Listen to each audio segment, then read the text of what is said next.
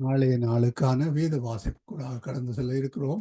அதனைத் தொடர்ந்து பதிவு செய்யப்பட்ட வாக்கு தத்தங்கள், நற்சிந்தனைகள், ஜீவ வார்த்தைகள், ஜீவ மன்னா அவற்றுடன் நாங்கள் இணைய இருக்கிறோம். அந்த வகையிலே கேளுங்கள், ஆசீர்வாதம் பெற்றுக்கொள்ளுங்கள். கர்த்தர் தாமே வழி நடத்துவாராக. ஆமேன், ஆமேன்.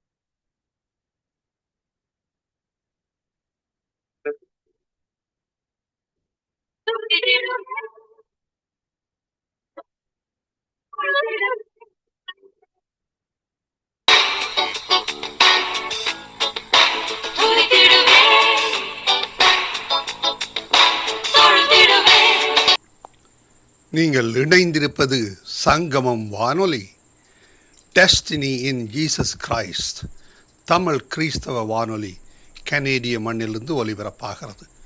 மார்க் 16:15, மத்தேயு 24:14 வசனத்தின்படி இயேசு சீசர்களை நோக்கி, நீங்கள் உலகெங்கும் போய் சர்வ சிருஷ்டிக்கும் சுவிசேஷத்தை பிரசங்கியுங்கள். ராஜ்யத்தினுடைய இந்த சுவிசேஷம் பூலோகமெங்குமுள்ள சகல யாதிகளுக்கும் சாட்சியாக பிரசங்கப்படும். அப்பொழுது முடிவு வரும் என்ற வசனத்தின்படி ஆத்துமாக்களை பரலோகத்தில் சங்கமிக்கும் வானொலி சங்கமம், சங்கமம், சங்கமம்.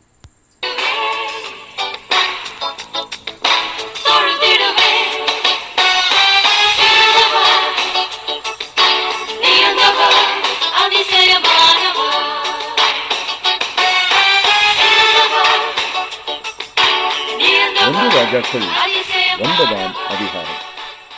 சாலமோன் கர்த்தருடைய ஆலயத்தையும் ராஜ அரமனையையும் தான் செய்ய வேண்டும் என்று விரும்பின எல்லாவற்றையும் கட்டி முடித்த பின்பு கர்த்தர் கிபியோனிலே சாலமோனுக்கு தரிசனமானது போல 2ஆம் தரமும் அவனுக்கு தரிசனமானார். கர்த்தர் அவனை நோக்கி, நீ என் சமூகத்தில் செய்த உன் விண்ணப்பத்தையும் உன் வேண்டுதலையும் கேட்டேன். நீ கட்டின இந்த ஆலயத்தில் என் நாமம் என்றைக்கும் விளங்கத்தக்கதாக அதை பரிசுத்தமாக்கினேன். என் கண்களும் என் இருதயமும் என்னாலும் அங்கே இருக்கும். நான் உனக்கு கட்டளையிட்ட எல்லாவற்றையும் நீ செய்து என் கட்டளைகளையும் என் நியாயங்களையும் கை கொள்ளும்படிக்கு என் சமூகத்தில் மன உத்தமமும் செம்மையுமாய் உன் தகப்பனாகிய தாவீது நடந்தது போல நடப்பாயானால் இஸ்ரவேலின் சிங்காசனத்தின் மேல் உட்காரும் புருஷன் உனக்கு இல்லாமற் போவதில்லை என்று உன் தகப்பனாகிய தாவீதோடே நான் சொன்னபடியே இஸ்ரவேலின் மேலுள்ள உன் ராஜ்யபாரத்தின் சிங்காசனத்தை என்றைக்கும் நிலைக்க பண்ணுவேன். நீங்களும் உங்கள் பிள்ளைகளும் என்னை விட்டு பின்வாங்கி நான் உங்களுக்கு முன்வைத்த என் கற்பனைகளையும் என் கட்டளைகளையும் கை கொள்ளாமற் போய் வேறே தேவர்களை சேவித்து அவர்களை பணிந்து கொள்வீர்களாகில் நான் இஸ்ரவேலுக்கு கொடுத்த தேசத்திலே அவர்களை வைக்காதபடிக்கு நிர்மூலமாக்கி என் நாமம் விளங்க நான் பரிசுத்தமாக்கின இந்த ஆலயத்தை என் சமூகத்தை விட்டு தள்ளுவேன். அப்பொழுது இஸ்ரவேல் சகல ஜனங்களுக்குள்ளும் பழமொழியாகவும் வசை சொல்லாகவும் இருப்பார்கள். அப்பொழுது உன்னதமாய் இருக்கிற இந்த ஆலயத்தை கடந்து போகிறவன் எவனும் பிரமித்து பகிடியாய் ஈசலிட்டு, கர்த்தர் இந்த தேசத்துக்கும் இந்த ஆலயத்துக்கும் இப்படி செய்தது என்ன என்று கேட்பார்கள். அதற்கு அவர்கள் தங்கள் பிதாக்களை எகிப்து தேசத்திலிருந்து புறப்பட பண்ணின தங்கள் தேவனாகிய கர்த்தரை விட்டு வேறே தேவர்களை பற்றி கொண்டு அவர்களை நமஸ்கரித்து சேவித்தபடியினால் கர்த்தர் இந்த தீங்கை எல்லாம் அவர்கள் மேல் வரப்பண்ணினார் என்று சொல்லுவார்கள் என்றார்.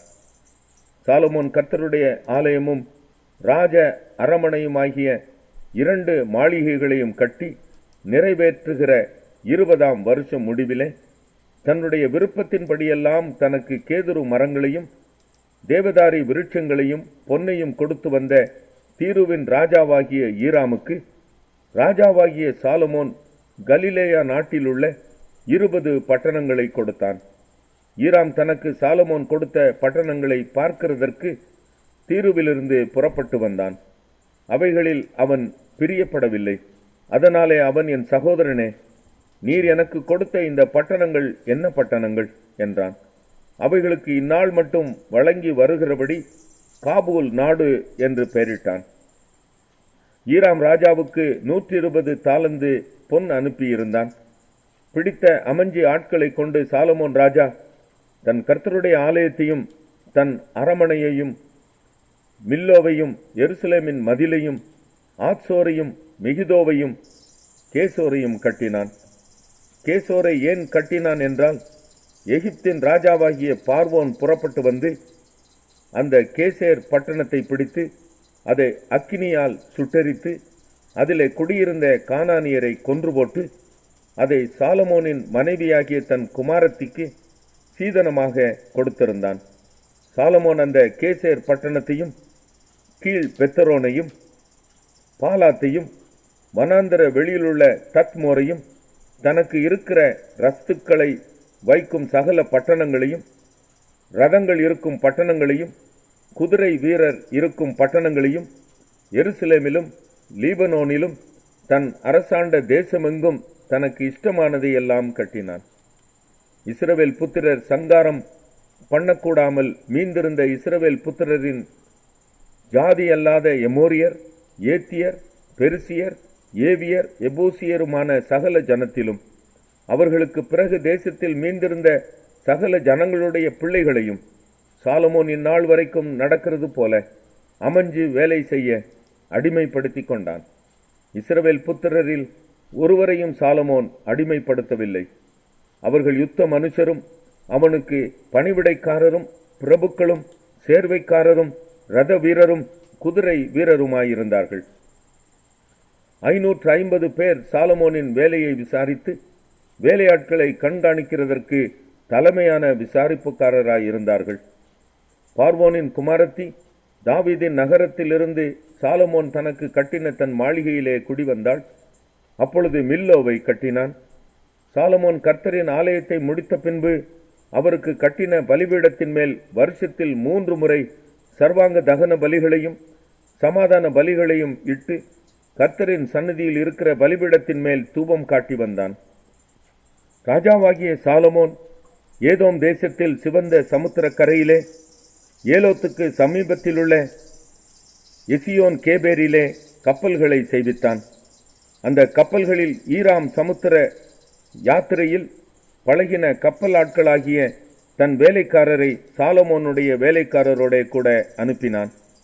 அவர்கள் ஓப்பீருக்கு போய் அவ்விடத்திலிருந்து 420 தாலந்து பொன்னை. எரேமியா 35ஆம் அதிகாரம். யோசியாவின் குமாரனாகிய யோயாக்கீம் என்னும் யூதா ராஜாவின் நாட்களில் எரேமியாவுக்கு கர்த்தரால் உண்டான வார்த்தை. நீ ரேகாபியருடைய வீட்டுக்கு போய் அவர்களோட பேசி அவர்களை கர்த்தருடைய ஆலயத்தின் அறைகளில் ஒன்றிலே அழைத்து வந்து அவர்களுக்கு திராட்சை ரசம் குடிக்க கொடு என்றார். அப்பொழுது நான் அபசீனியாவின் குமாரனாகிய எரேமியாவுக்கு மகனான யசினியாவையும் அவனுடைய சகோதரரையும் அவனுடைய குமாரர் எல்லாரையும் ரேகாபியருடைய குடும்பத்தார் அனைவரையும் அழைத்து கர்த்தருடைய ஆலயத்திலே பிரபுக்களுடைய அறையின் அருகேயும் வாசலை காக்கிற சல்லூமின் குமாரனாகிய மசேயாவினுடைய அறையின் மேலும் உள்ள இத்தலியாவின் குமாரனும் தேவனுடைய மனுஷனுமாகிய ஆனான் என்னும் புத்திரருடைய அறையிலே அவர்களை கூட்டிக் கொண்டு வந்து திராட்சை ரசத்தினால் நிரப்பப்பட்ட குடங்களையும் கிண்ணங்களையும் ரேகாபியருடைய குடும்பத்தை சேர்ந்த புத்திரரின் முன்னே வைத்து அவர்களை நோக்கி திராட்சை ரசம் குடியுங்கள் என்றேன். அதற்கு அவர்கள், நாங்கள் திராட்சை ரசம் குடிக்கிறதில்லை, ஏனென்றால் ரேகாபின் குமாரனாகிய எங்களுடைய தகப்பன் யோனதாப் நீங்கள் பரதேசிகளாய் தங்குகிற தேசத்தில் நீடித்திருக்கும்படிக்கு நீங்களும் உங்கள் பிள்ளைகளும் என்றென்றைக்கும் திராட்சை ரசம் குடியாமலும் வீட்டை கட்டாமலும் விதையை விதையாமலும் திராட்சை தோட்டத்தை நாட்டாமலும் அதை கையாளாமலும் உங்களுடைய எல்லா நாட்களிலும் கூடாரங்களிலே குடியிருப்பீர்களாக என்று எங்களுக்கு கட்டளையிட்டார். அப்படியே எங்களுடைய எல்லா நாட்களிலும் நாங்களும் எங்கள் ஸ்திரீகளும் எங்கள் குமாரரும் எங்கள் குமாரத்திகளும் திராட்சரசம் குடியாமலும் நாங்கள் குடியிருக்க வீடுகளை கட்டாமலும் ரேகாவின் குமாரனாகிய எங்களுடைய தகப்பன் யோனதாபின் சத்தத்துக்கு கீழ்ப்படிந்திருக்கிறோம். எங்களுக்கு திராட்சை தோட்டமும் வயலும் விதைப்பாடும் இல்லை. நாங்கள் கூடாரங்களில் குடியிருந்து எங்கள் தகப்பனாகிய யோனதாப் எங்களுக்கு கட்டளையிட்டபடியெல்லாம் கீழ்ப்படிந்து செய்து வந்தோம். ஆனாலும் பாபிலோன் ராஜாவாகிய நேபுகாத் நேச்சார் இந்த தேசத்தில் வந்தபோது நாம் கல்தேயருடைய இராணுவத்துக்கும் சீரியருடைய இராணுவத்துக்கும் தப்பும்படி எருசலேமுக்கு போவோம் வாருங்கள் என்று சொன்னோம். அப்படியே எருசலேமில் தங்கி இருக்கிறோம் என்றார்கள். அப்பொழுது கர்த்தருடைய வார்த்தை எரேமியாவுக்கு உண்டாகி, அவர், இஸ்ரவேலின் தேவனாகிய சேனைகளின் கர்த்தர் உரைக்கிறது என்னவென்றால், நீ போய் யூதாவின் மனுஷரையும் எருசலேமின் குடிகளையும் நோக்கி, நீங்கள் என் வார்த்தைகளை கேட்டு புத்தியை ஏற்றுக்கொள்ளுகிறதில்லையோ என்று கர்த்தர் சொல்லுகிறார். திராட்சரசம் குடியாதபடிக்கு ரேகாவின் குமாரனாகிய யோனதா தன் புத்திரருக்கு கட்டளையிட்ட வார்த்தைகள் கை கொள்ளப்பட்டு வருகிறது. அவர்கள் இந்நாள் மட்டும் அதை குடியாமல் தங்கள் தகப்பனுடைய கட்டளைக்கு கீழ்ப்படுகிறார்கள். ஆனாலும் நான் உங்களுக்கு ஏற்கனவே சொல்லிக்கொண்டே இருந்தும் எனக்கு கீழ்ப்படியாமல் போனீர்கள். நீங்கள் அந்நிய தேவர்களை சேவிக்கும்படி அவர்களை பின்பற்றாமல் அவன் தன் பொல்லாத வழியை விட்டு திரும்பி உங்கள் நடக்கையை சீர்திருத்துங்கள். அப்பொழுது உங்களுக்கும் உங்கள் பிதாக்களுக்கும் நான் கொடுத்த தேசத்திலே குடியிருப்பீர்கள் என்று சொல்லி, தீர்க்கதரிசிகளாகிய என் ஊழியக்காரரை எல்லாம் நான் உங்களிடத்திற்கு ஏற்கனவே அனுப்பி கொண்டிருந்தும் நீங்கள் உங்கள் செவியை சாயாமலும் எனக்கு கீழ்ப்படியாமலும் போனீர்கள். இப்போதும் ரேகாவின் குமாரனாகிய யோனதாப்பின் புத்திரர் தங்கள் தகப்பன் தங்களுக்கு கட்டளையிட்ட கற்பனையை கை கொண்டிருக்கும் போது இந்த ஜனங்கள் எனக்கு கீழ்ப்படியாமல் போனபடினாலும், இதோ நான் அவர்களிடத்தில் பேசியும் அவர்கள் கேளாமலும், நான் அவர்களை நோக்கி கூப்பிட்டும் அவர்கள் மறு உத்தரவு கொடாமலும் போனபடினாலும், யூதாவின் மேலும் எருசலேமின் குடிகள் எல்லாரின் மேலும் நான் அவர்களுக்கு விரோதமாக சொன்ன எல்லா தீங்கையும் வரப்பண்ணுவேன் என்று இஸ்ரவேலின் தேவனும் சேனைகளின் தேவனுமாகிய கர்த்தர் சொல்லுகிறார் என்று சொல் என்றார். பின்னும் எரேமியா ரேகாபியருடைய குடும்பத்தாரை நோக்கி, நீங்கள் உங்கள் தகப்பனாகிய யோனதாபின் கட்டளைக்கு கீழ்ப்படிந்து அவனுடைய கற்பனைகளை எல்லாம் கை கொண்டு அவன் உங்களுக்கு கட்டளையிட்டபடியெல்லாம் செய்து வந்தீர்கள் என்று இஸ்ரவேலின் தேவனாகிய சேனைகளின் கர்த்தர் சொல்லுகிறார். ஆதலால் சகல நாட்களிலும் எனக்கு முன்பாக நிற்கத்தக்க புருஷன் ரேகாபின் குமாரனாகிய யோனதாப்புக்கு இல்லாமற் போவதில்லை என்று இஸ்ரவேலின் தேவனாகிய.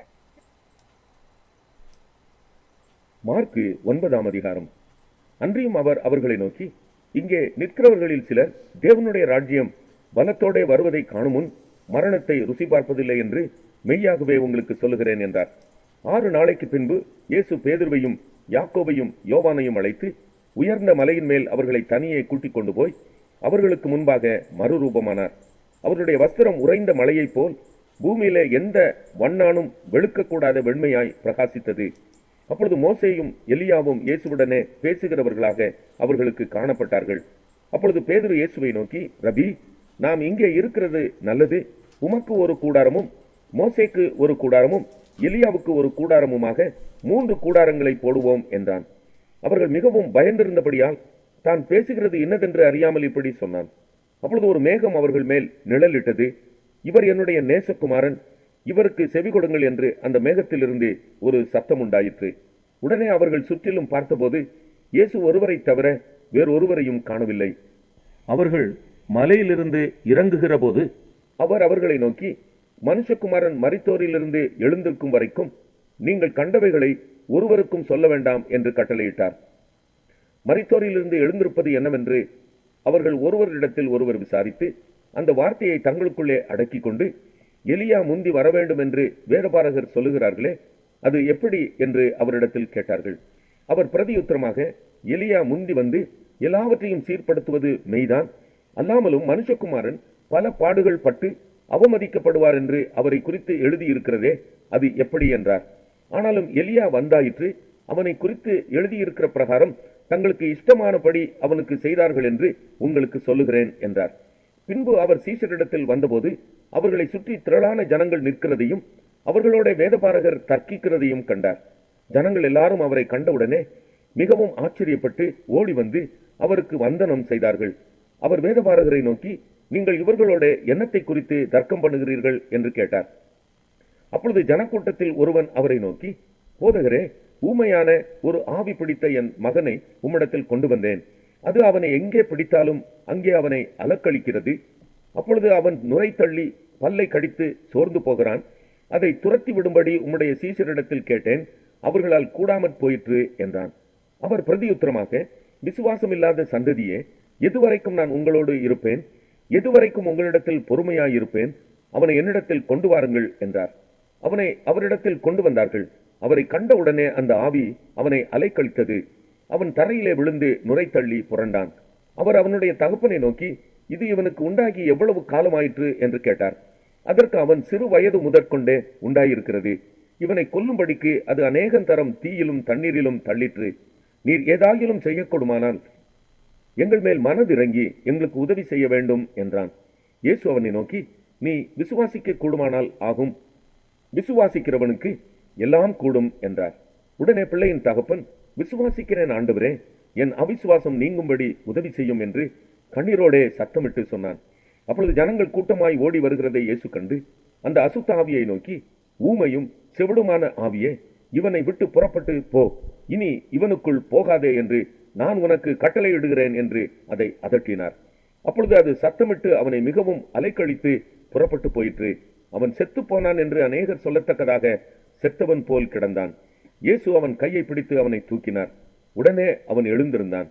வீட்டில் அவர் பிரவேசித்த பொழுது அவருடைய சீஷர்கள், அதை துரத்திவிட எங்களால் ஏன் கூடாமற் போயிற்று என்று அவரிடத்தில் தனித்து கேட்டார்கள்.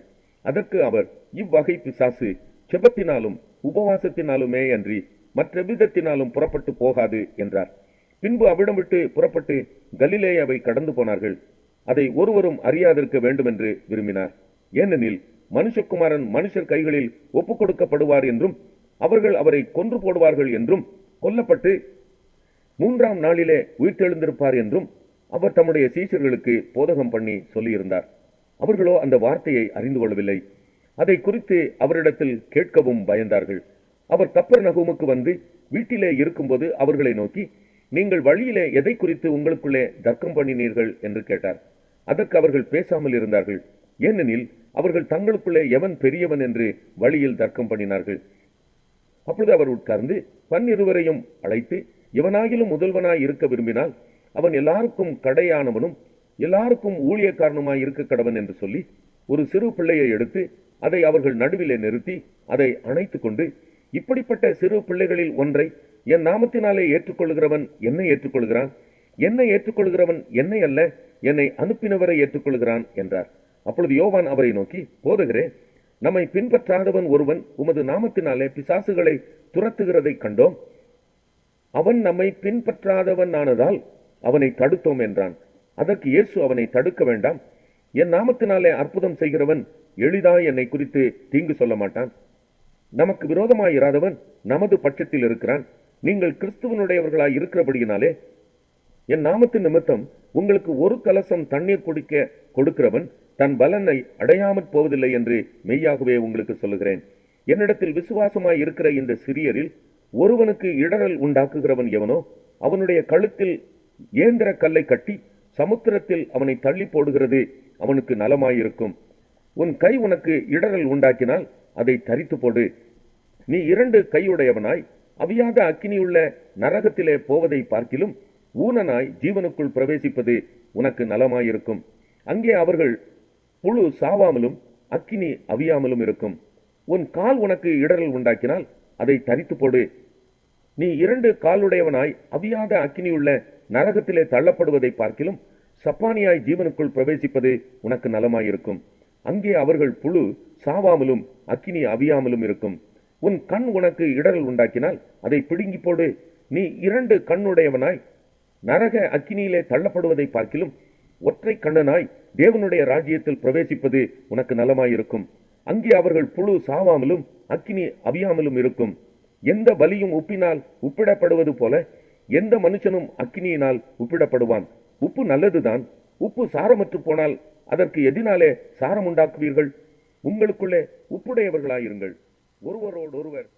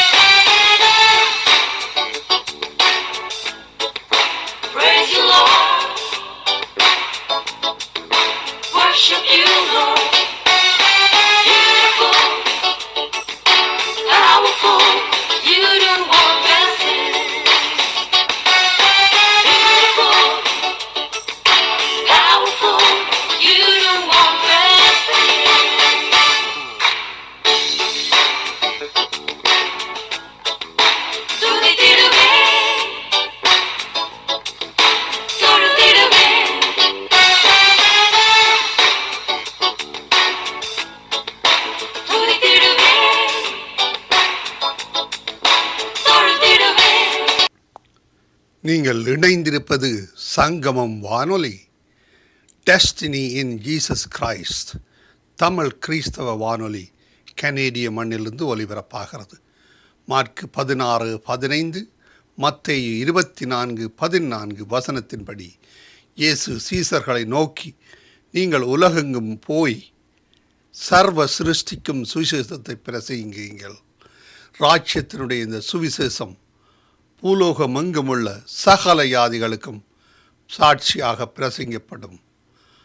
அப்பொழுது முடிவு வரும் என்ற வசனத்தின்படி ஆத்துமாக்களை பரலோகத்தில் சங்கமிக்கும் வானொலி சங்கமம், சங்கமம், சங்கமம்.